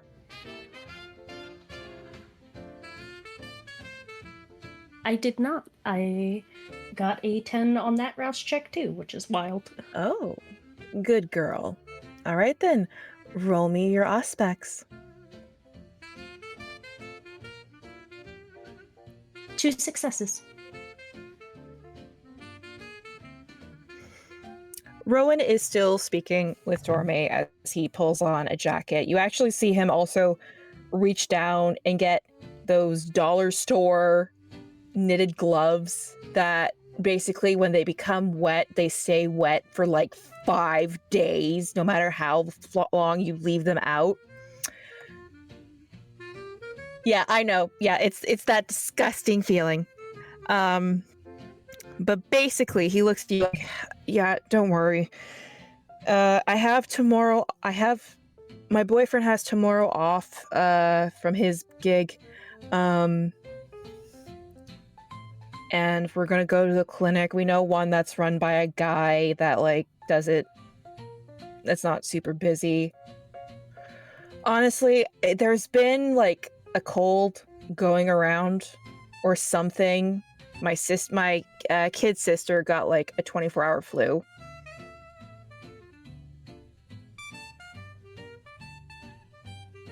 I haven't been able to kick it, so I don't think it's a 24-hour flu, and I'm like 95% sure it's not a man cold. Well, you do look a little bit like death warmed over. Thank you. I worked very hard to look this dead. You know what I mean. I'm just concerned. And she'll just kind of look him over. Can she tell if he's feverish at all? Or, you know, some people like get like a reddish tinge or something, or sweat like when they're feverish. He is pale, and he has dark circles beneath his eyes. He doesn't seem feverish at the moment. Mars. The vision strikes like a blade of ice behind the eyes. In a single breath, the world shifts, colors bleeding, sounds hollowing, until only the premonition remains. Blood. It slicked the gutters, run down walls, pulled beneath street lamps that flicker like failing pulse monitors. It wasn't fresh. It's carried the thick metallic scent of something long decayed, as though the city itself has been bleeding for years. Dust. It falls from the sky like ash, coating abandoned cars and broken windows, turning familiar streets into skeletal outlines. Footprints appear and vanish in it, some human, some not quite. Decay. Buildings sag inwards, their foundations rotting. Billboards peel like dead skin. The air tastes sour, heavy with the scent of rust and ruin. Then come the flames. They lick up from alleyways first, thin and serpent-tongue embers, before roaring across the skyline in a wave of heavy, hungry orange. Smoke curls into shapes that might have been faces, screaming silently before dissolving into darkness. Violence pulses through the vision, fast and frantic, glimpses into flashes. A silhouette dragging another in the dark, hands smeared with blood that wasn't their own. Shadows fighting shadows until one stops moving. And underlying it all, like a whisper beneath the roar. Sickness. A plague moving unseen, blooming beneath skin, behind eyes and breath. Some collapse in the streets. Others stagger onward, unaware of the contagion hollowing them out. Not everyone suffers the same. Some decay slowly. Some burn quickly. Some simply wither. As the vision reaches its peak, the city stood half in flame, half in darkness, alive and dying at once. A place devouring itself. And when the premonition snaps away, only one truth lingers like an aftertaste of smoke. This wasn't a future carved in stone.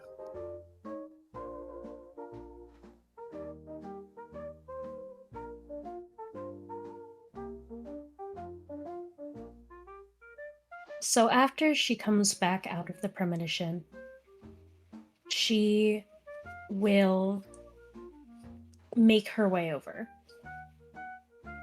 And she will go over to this guy, and she will hand him a business card of hers.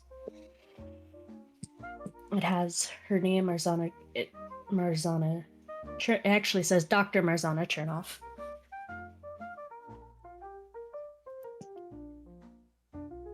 He will look at you, takes the business card to look it over. Am in the business of offering a discounted services for those who may need it. Shit, you gotta... Is your clinic open tomorrow morning, by chance? It can be, yes. Alright, sweet. If the one me and my boyfriend usually go to sorry, sleep's been escaping me. If the clinic we go to usually is busy, we might stop by your place then, Doc. Thanks. No problem. I am happy to help. And she Are will you- kind of look over to Dora Mae and give her a look of, we should talk more before looking back to him and going, get as much rest as you can and come see me tomorrow. She'll kind of like do like a nod of acknowledgement when she sees Mars give her the look. And she's gonna look at Rowan. Honey, are you okay to drive? I really don't feel like... Don't worry, I'm gonna message my boyfriend. He actually just got off work like 10 minutes ago. He works in the area. He can swing by and pick me up, and then we'll probably honestly pick up some soup or drive through and like cuddle on the couch and watch shitty rom-com Hallmark movies. That always sounds good. In fact, you could even ask the kitchen if you haven't taken your meal break yet. You could always take it to go.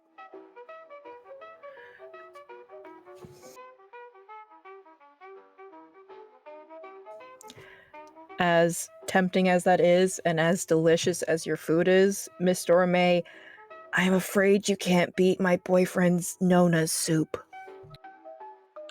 I will never stand in the way of a Nona. I know better than that. All right, honey. Well, why don't you just have a seat in the kitchen or something until your boyfriend gets here, and you know that he can pull around back and come and get you, okay? You got it, boss lady. I'm gonna go. Like I said, there's a woman who has a package for you. I don't know where she went. She might have gone outside for a smoke break. I'm gonna go sit down before I pass out and ruin your opening. Thank you. I appreciate that. And with that, Rowan takes himself. He gives you classic finger guns before walking to the back of the kitchen, where another member of your staff takes over seamlessly. You run a very tight ship here, and they know what to do when things start to kick under pressure. And Dora Mae will just see the immediate changing of the guard. She'll see the other person come in and just give them a nod like, thank you. And she'll look over at Mars. I did not know you were a doctor. I've been a doctor for a very long time. Took convincing. Are you a to shrink earn my degree. doctor or are you a medical doctor? Doctor of medicine.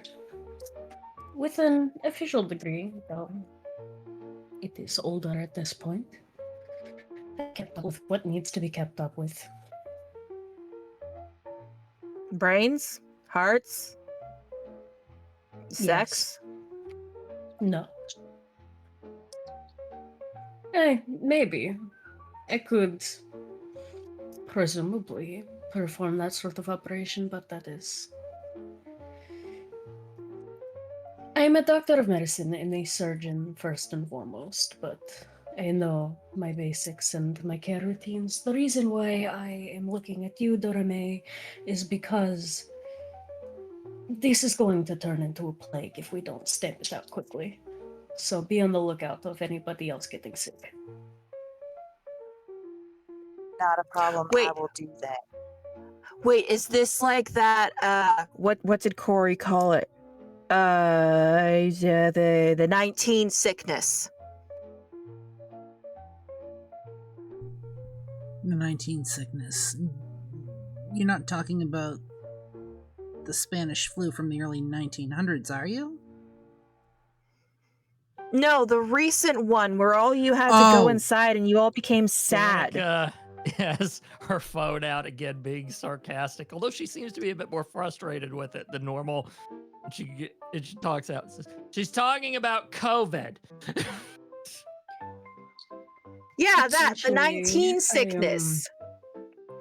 I think that it is going to be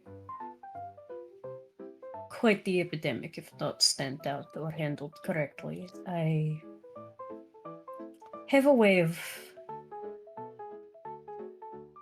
looking at what could be, so to say. And let me just say that I took one look at how he looked and saw quite a lot of visions of decay and pandemonium. So, not a 24-hour bug. Most certainly not. If he does not get treatment, he will probably die. And so will many others if we don't keep an eye on this. Could it just be like the COVID? I think this takes the COVID and possibly turns it into something way, way worse. COVID, Prue? the Spanish flu, the bubonic plague. Look at whichever illness you wish to, but it seems to be something that might have been lurking for a while. Prue gets a kind of... Hold on, I'm trying to remember if she would notice this. And she probably would have known. She gets like that I'm connecting the dots look on her face. And looks over at Serafina. Hey, Sarah? Didn't you leave the wake yesterday because one of your ghouls was feeling sick? Yes. Isabella blinks. I thought ghouls can't get sick. Marisol now speaks up, looking also concerned. We can't. Now, Serafina speaks. Before everyone starts jumping the gun and getting concerned, it whatever it was, whatever he has, she doesn't. This is a well, this is a private matter, but to reassure you all, it turns out this blood doll has an ongoing relationship with one of our regulars who is not of our kind, and she is with child. Oh! She was about to say Mazel Tov, but then she realizes what that's gonna sound like with her lisp, so she goes, "Congratulations!" Yes, she has decided to keep it. Elizabeth is going to keep an eye on her because we don't know what's going to happen when a blood doll and a werewolf have a baby. Oh, my. That's gonna be interesting. It turns out Moon has kept himself busy. I am gonna put a bell on him, so help me God.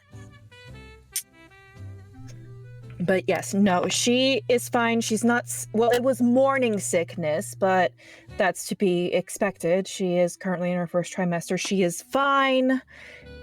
I was just concerned because, as we stated, ghouls can't get sick. She gestures to all of you, can't get sick. It's never happened before. Kindred are immune to all diseases. This feels like something we should still keep an eye out for. Let me just say what I saw was very complete devastation. So, this is not something that I suggest taking lightly. No, I don't think we should either. Forgive me. Definitely. Forgive me if I'm wrong about this, but Dora Mae and Prunella, don't you guys also have a doctor that lives with you as well? Yeah, Elizabeth. Liz. She's the one that's gonna look after your ma. Gotcha. Maybe we should connect Marzana here and Elizabeth. It would be very appreciated. And we do keep and from what if I remember correctly, we do keep the hospital, though it may not look like it from the outside, it's still up to code on the inside, and we try to keep it as stock as possible. Echo, do you want to meet werewolves? Perhaps I can do the examination there, then it would be better than where I am currently set up. Not sure? Echo looks really confused for a moment and just like they're trying to process something. Sure. Awesome. Don't worry, they're I all can trained. introduce They've you to been my dad. vaccinated. Werewolves. Things in Edmonton Yeah. certainly have become interesting. Well, I mean, these guys keep simping over the alpha, which is my dad, which is weird, but whatever. Also, should we have a sick person in the kitchen? That is sort of what I was going to get to. But it looks like he is near the back. Try to keep people away from him. I'll tell you what. I'll go get your sick person. Stay with him until his ride arrives. Make sure he's got everything. And Dora Mae, you have a delivery?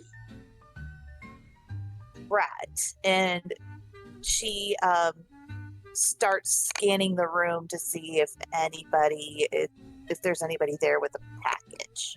Echo will head off back to the kitchen. You do see a woman. Take a drink of water. You see a... Hey, water. Sorry, speaking You from see a woman. Go ahead. You first, Echo. Go. Speaking from experience, being in the hot seat, liquid will help. Yeah, it's good for you.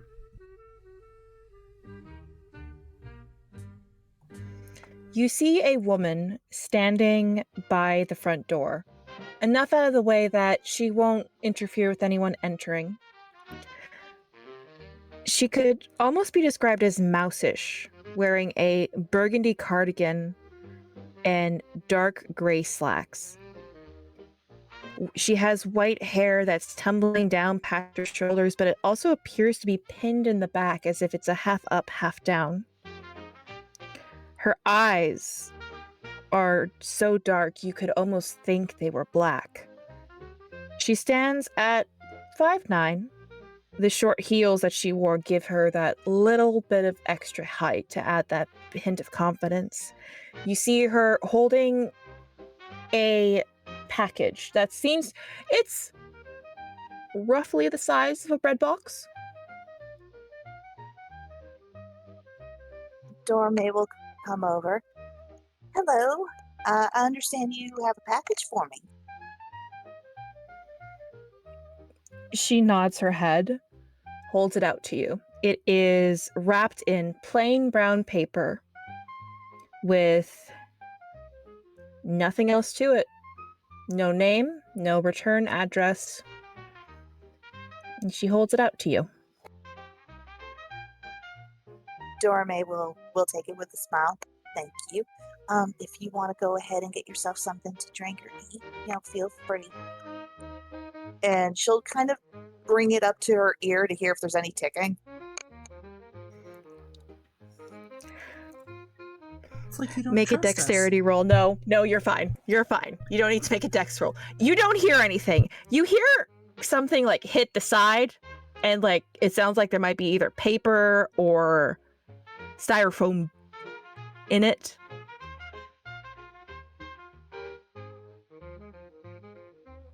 Okay. She'll look around at everybody. I'll be right back. I just need to take care of this in my office. And she'll go up the stairs to her private office. Do you open the package?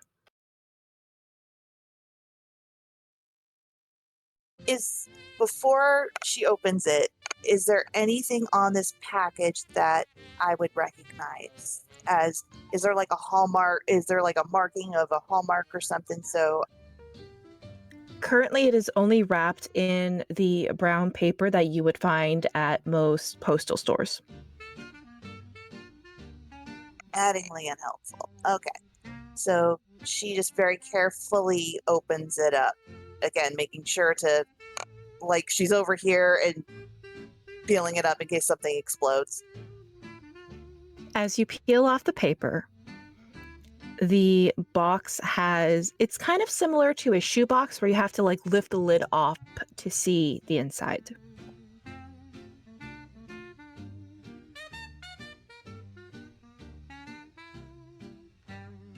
I can't hear you. Sorry, I forgot the button, my bad. She'll do the thing where she very carefully, as quick as she can, lift up the lid and then run. Again, making sure that if there's something in there like confetti or something, it's not going to poof on her. As you run away, you hear the sound of nothing.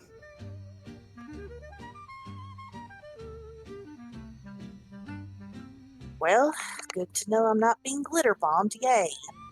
She'll just go over and kind of look at it and just see what's in there.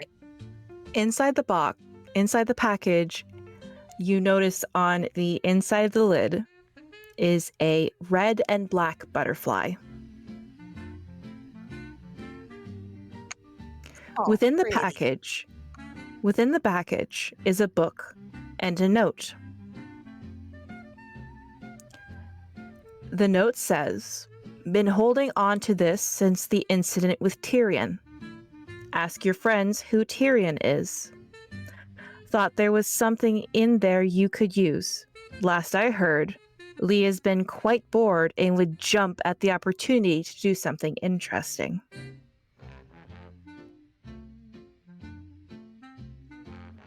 Is it signed at all?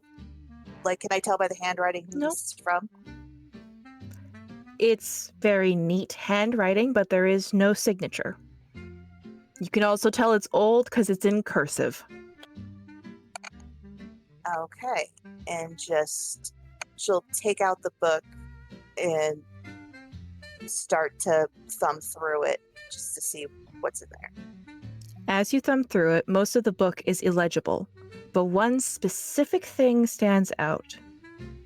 It's a one-time use oblivion ritual for anchoring a ghost fetter to one specific place. And that is where we're going to end tonight.